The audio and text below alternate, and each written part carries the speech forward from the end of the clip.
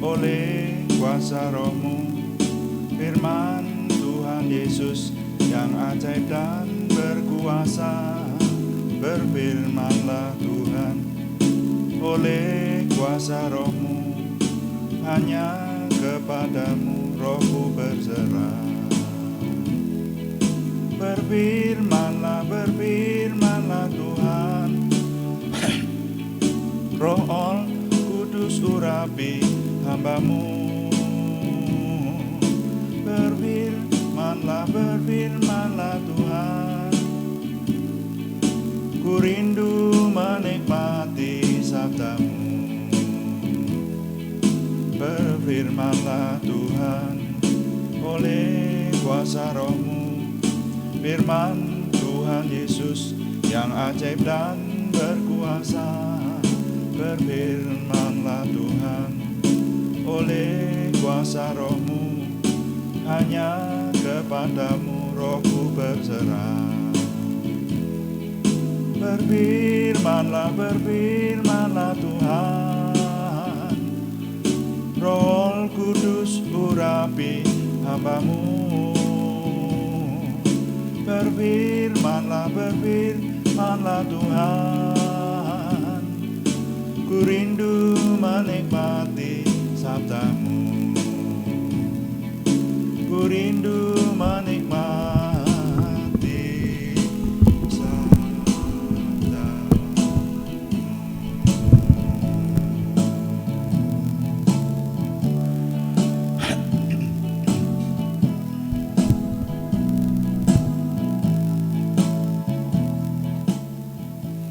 Bapak, kami mengucap syukur untuk malam hari ini. Tuhan memberkati kami, dan sekarang kami siaga mendengarkan firman Tuhan, merenungkannya, dan kami nanti juga ingin melayani Tuhan dengan doa. Urapi semua yang kami kerjakan sehingga menjadikan nama Tuhan dimuliakan, kami semua diberkati. Terima kasih Bapa di surga, dalam nama Tuhan Yesus Kristus kami berdoa. Haleluya. Amin. Selamat malam Bapak Ibu Saudara sekalian yang sudah bersekutu bersama dengan kita di sini. Mari kita melanjutkan perenungan kita akan firman Tuhan. Saudara sekalian, dalam doa malam kita sudah merenungkan kitab Amsal. Kita sudah merenungkan mulai dari pasal-pasal awal. Sekarang sampai di pasal 14 ayat yang ke-12. Amsal pasal yang ke-14 ayat yang ke-12, firman Tuhan berkata, ada jalan yang disangka orang lurus tapi ujungnya menuju maut. Nah, firman Tuhan ini yang mengilhami judul renungan yang sudah kita geluti dalam beberapa doa malam yang lalu sampai hari ini. Judulnya adalah pergumulan mencari kebenaran. Dan sekarang ini sampai di bagian ke-37, saudara ya. Judulnya sama, tapi ini bagian yang ke-37 dari kita merenungkan pergumulan mencari kebenaran. Ya, saya mengajak saudara-saudara sekalian menggumulkan, kalau kita menyembah Tuhan, mari kita mengkritisi Tuhan yang benar yang kita sembah. Nah itu, jadi inti keimanan itu salah satunya di situ. Saudara kalau beriman kepada Tuhan, saudara harus percaya bahwa Tuhan itu ada dan bahwa Tuhan yang benar yang kita sembah. Kita harus percaya bahwa kita sudah berada di jalan yang lurus. Jangan sampai kita percaya kepada Tuhan yang kita sembah ternyata Tuhan yang salah. Kenapa? Karena di dunia ini ada banyak konsep tentang Tuhan, saudara. Dan itu sangat berbeda-beda, sudah kita teliti. Jadi berkali-kali saya mengulangi karena ini penting. Makanya satu judul ini menjadi satu seri. Saudara, saya berharap ini menjadi tinggalan buat anak cucu. Karena ini sudah direkam dan diperbanyak, saya berharap sudah banyak orang menyimpannya. Seperti itu. Jadi kalau saudara yang ingin mendalami iman dengan sungguh-sungguh, itu mari kita mulai melihat dari bagian yang pertama sampai bagian yang ke-37 hari ini. Dan ini belum selesai, hitungan saya nanti sampai 40 bagian ya. Jadi pergumulan mencari Tuhan itu memang saya mengajak saudara-saudara sekalian, saya sengaja merenungkannya dengan seksama. Mari kita kritisi supaya kalau kita beriman itu kita mantap memiliki iman yang benar, yang satu saja. Ya. Nah, kita sudah mengkritisi mengenai pribadi Yesus Kristus. Jadi kalau kita sekarang ini mau mengenal yang Maha Kuasa, kita menekuni dari jalur iman Kristiani bahwa Tuhan itu pernah menjadi manusia namanya Yesus Kristus. Nah, ini yang kemarin kita kritisi ya. Benarkah demikian? Sudah kita kritisi dari beberapa bagian yang lalu, tidak perlu saya ulangi. Tapi sekarang ini saya ingin menyampaikan bahwa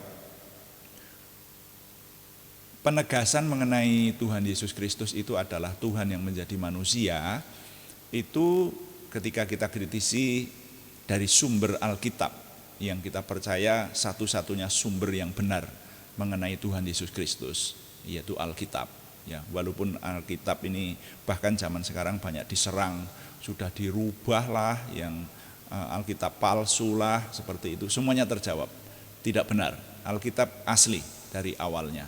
Dan orang-orang yang mengatakan bahwa ada yang salah dengan Alkitab itu bisa kita jawab semuanya, saudara. Ya, jadi saudara jangan meragukan Alkitab.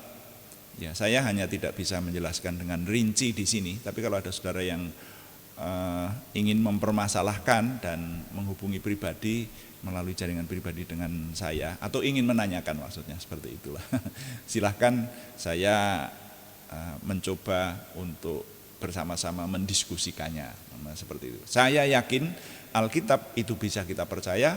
Alkitab adalah benar, berisi firman Tuhan, atau seluruh Alkitab itu adalah firman Tuhan yang diberitahukan kepada kita, diberikan kepada manusia untuk mendidik kita mengenal akan Tuhan, saudara ya. Jadi Alkitab, saya ulangi, bukan hanya berisi firman Tuhan, tapi seluruh Alkitab itu adalah firman Tuhan.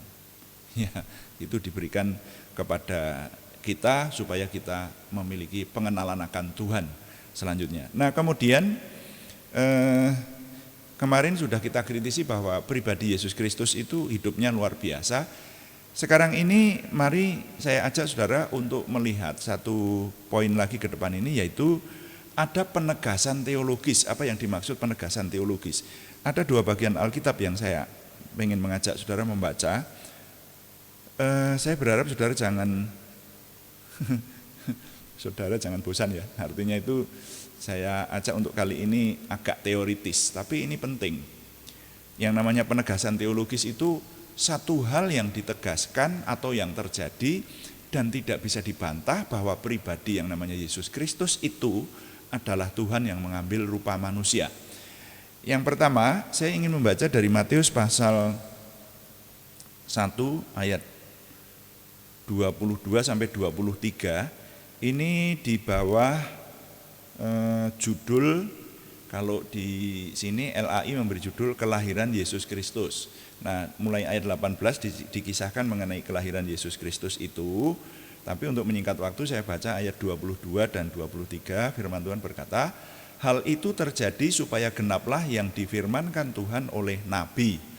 Sesungguhnya anak darah itu akan mengandung dan melahirkan seorang anak laki-laki, dan mereka akan menamakan dia Immanuel, yang berarti Allah menyertai kita. Coba kita renungkan saudara, ini kalimat ini ditulis oleh kitab Yesaya di pasal 7 ayat 14. Ya, jadi Yesaya pasal 7 ayat 14 itu menyebutkan bahwa seorang perempuan perawan, seorang perempuan muda, seorang perawan muda akan mengandung dan melahirkan seorang anak laki-laki, dan anaknya itu akan disebut Immanuel, yang berarti Tuhan beserta dengan umatnya. Coba mari kita bayangkan, kitab Yesaya itu ditulis hampir 1000 tahun sebelumnya. Dan kok di situ dia dituliskan apapun maksudnya waktu itu, kalau saya percaya ini memang maksud Tuhan memiliki tujuan yang jelas, yaitu menjelaskan akan lahirnya Mesias. Di situ kok Nabi Yesaya menuliskan nanti akan ada seorang perawan mengandung melahirkan anak laki-laki, lalu anaknya itu akan disebut Tuhan beserta dengan umatnya. Loh, ini kalau menurut saya aneh apa enggak? Seorang nabi berkata bahwa dan itu didokumentasikan dalam kitab Yesaya. Nabi Yesaya berkata, nanti akan ada anak yang lahir dan anak itu disebut Tuhan beserta dengan umatnya. Loh, ini kan bisa dikatakan menghujat Allah kalau sudah begini. Nanti itu akan ada anak dan anak itu merupakan Tuhan yang beserta dengan umatnya. Ini nubuatan ini disampaikan hampir 1000 tahun sebelumnya. Dan akhirnya terjadi kepada Tuhan Yesus Kristus. Ya, dituliskan di kitab Matius ini. Ya, benar-benar Tuhan beserta dengan umatnya, dan sekarang ini setelah lahir ini bukan hanya nubuatan tetapi dibuktikan dengan perbuatan yang sudah kita teliti bersama. Yaitu bahwa bayi yang lahir dari perawan Maria itu melakukan perbuatan-perbuatan ilahi, bahkan nanti menghidupkan orang yang sudah mati 4 hari di dalam kubur, diperintah begitu saja dan orang itu hidup. Lazarus yang kemarin kita teliti, iya toh?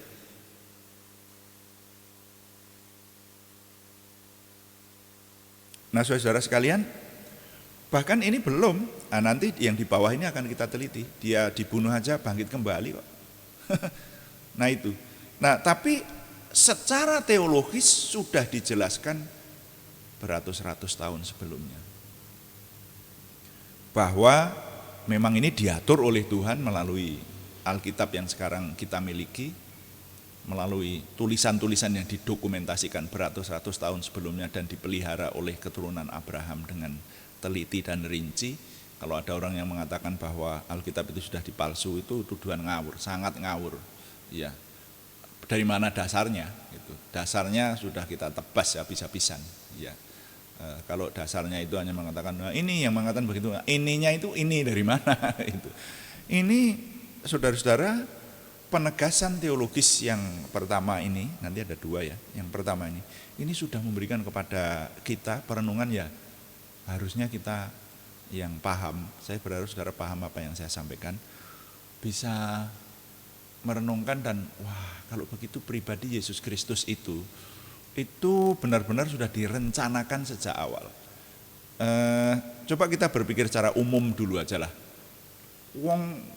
Kok ada seorang tokoh bangsa namanya Nabi Yesaya yang mengatakan nanti Tuhan itu akan mengambil rupa manusia, yaitu dari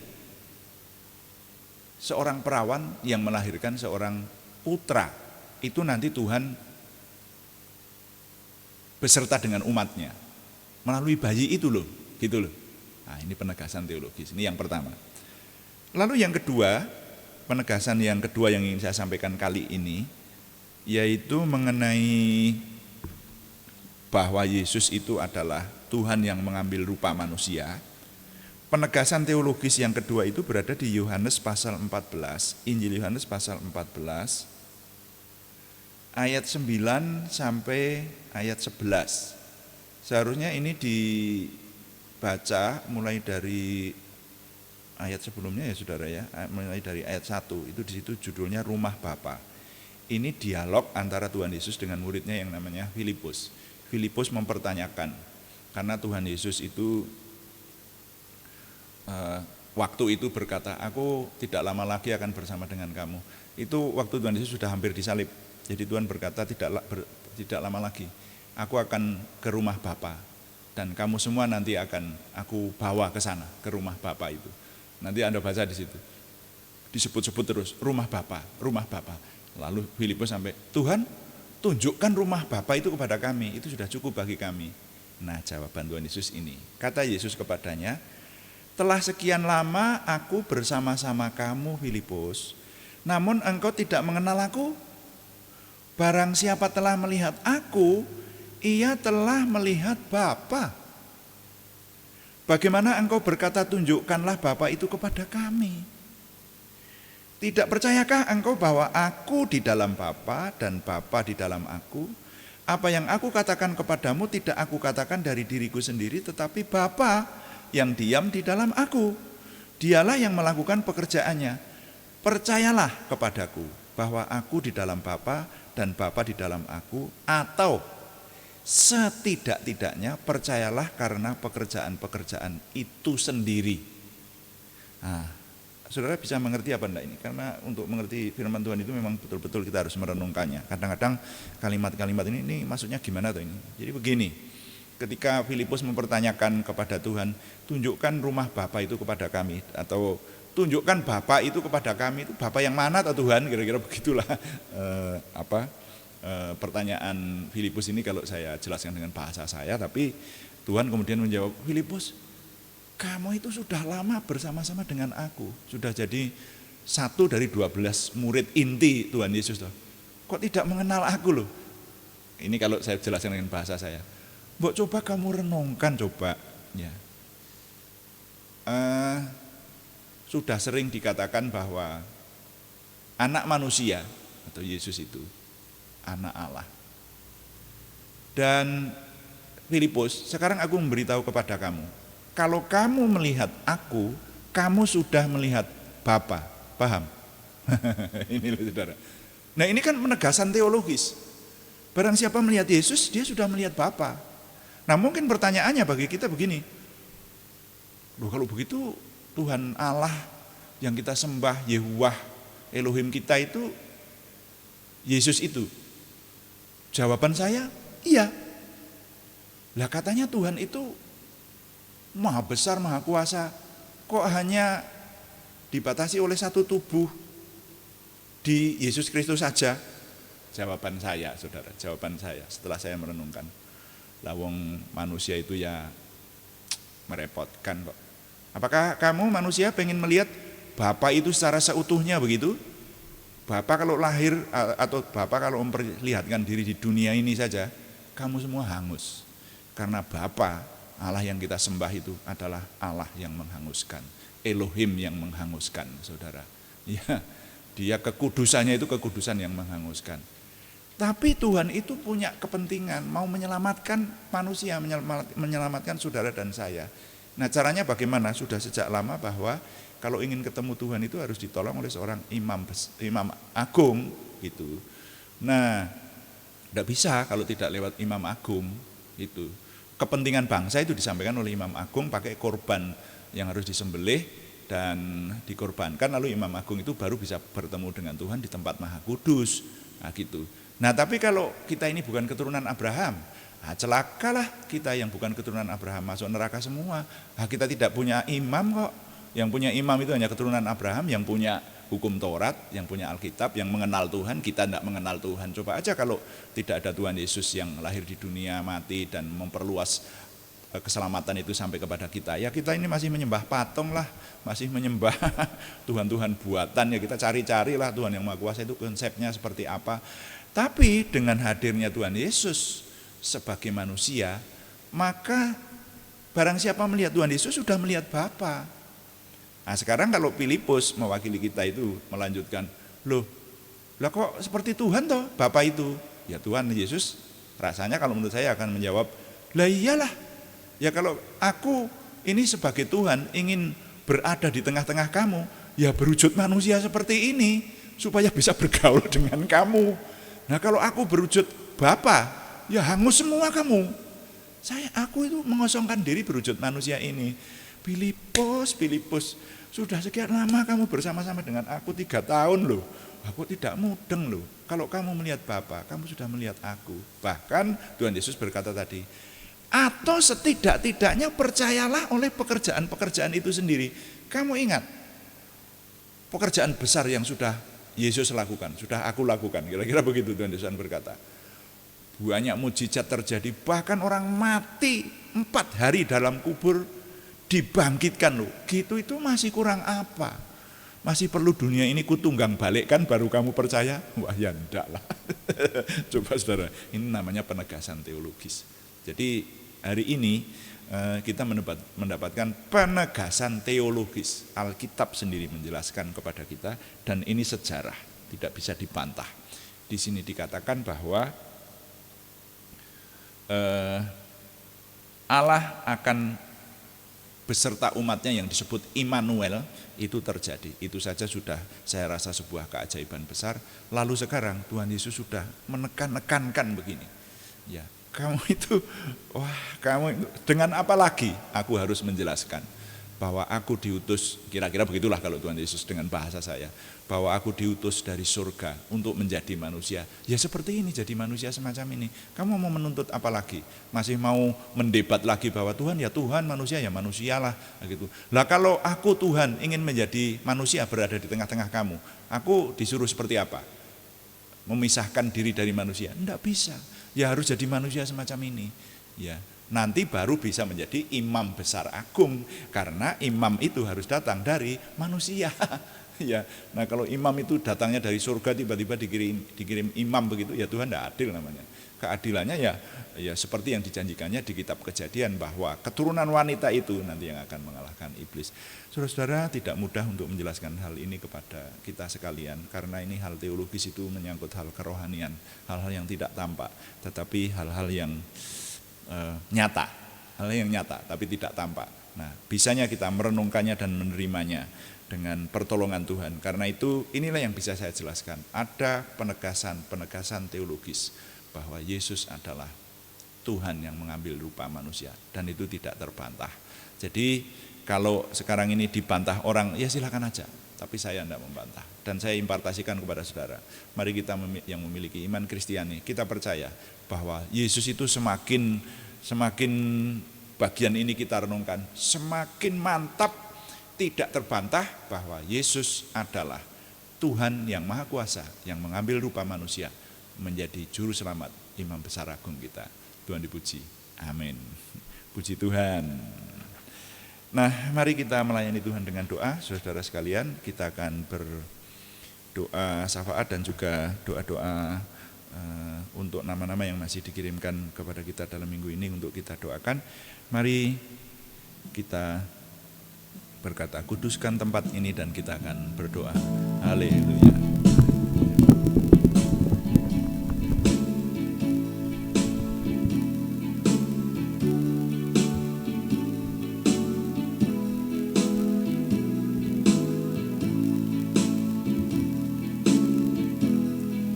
Kuduskan tempat ini untuk kami berdoa. Kuduskan hati ini untuk kami menyembah. Biar segala perkara ku serahkan padamu, Yesus, dan Roh Kudus bekerja membimbing kami semua. Kuduskan tempat ini untuk kami berdoa. Kuduskan hati ini untuk kami menyembah. Biar segala perkara ku serahkan padamu, Yesus, dan Roh Kudus bekerja bimbing kami semua.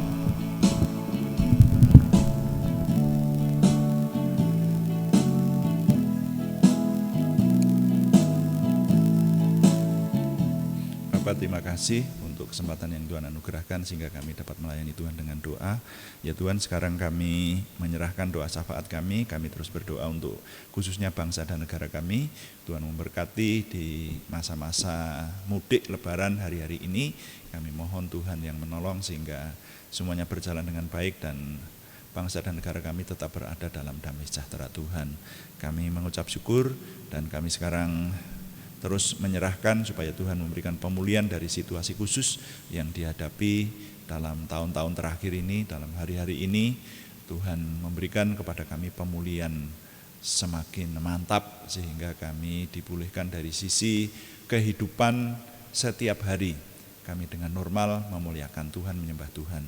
Terima kasih Tuhan, dan sekarang kami berdoa untuk nama-nama yang masih dikirim kepada kami dalam minggu ini untuk didoakan, yaitu saudara kami yang membutuhkan kesempurnaan kesembuhan dari Tuhan. Sekarang kami berseru dalam nama Tuhan Yesus Kristus, Yeshua HaMasiah itu.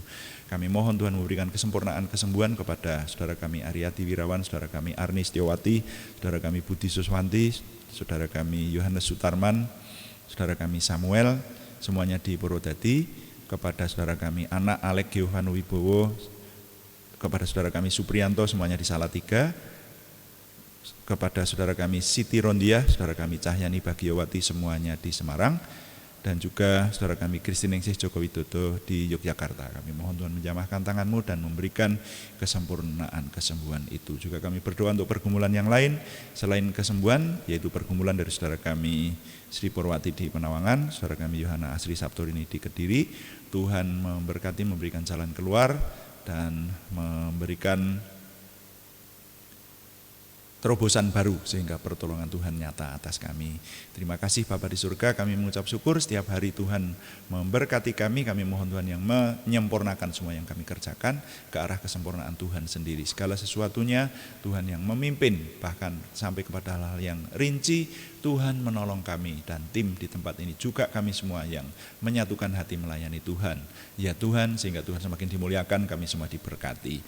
Kami mengucap syukur setiap hari Tuhan memberikan kepada kami dapat mengikuti doa pagi dan doa malam, sehingga kami semakin memiliki pengenalan akan Tuhan, semakin memiliki antusiasme, optimisme, semangat, dan bergairah menyambut masa depan kami, meraih kemenangan bersama dengan Tuhan. Terima kasih Bapa di surga, kami mohon Tuhan yang menyempurnakan doa kami oleh pertolongan dan pimpinan Roh Kudus. Semuanya kami persembahkan dengan mantap percaya dalam nama Tuhan Yesus Kristus Juru Selamat kami. Haleluya. Amin. Demikian doa malam hari ini. Tetap kami berharap saudara memberikan dukungan, baik dukungan doa, dukungan subscribe, like, komen, dan share, bagikan kepada teman-teman lain sehingga lebih banyak lagi yang diberkati bersama dengan kita.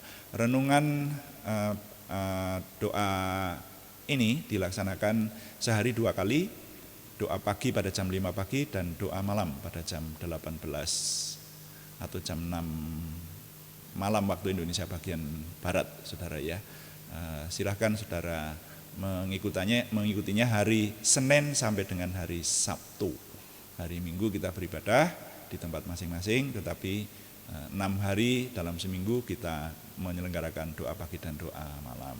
Selamat malam, Tuhan memberkati. Amin.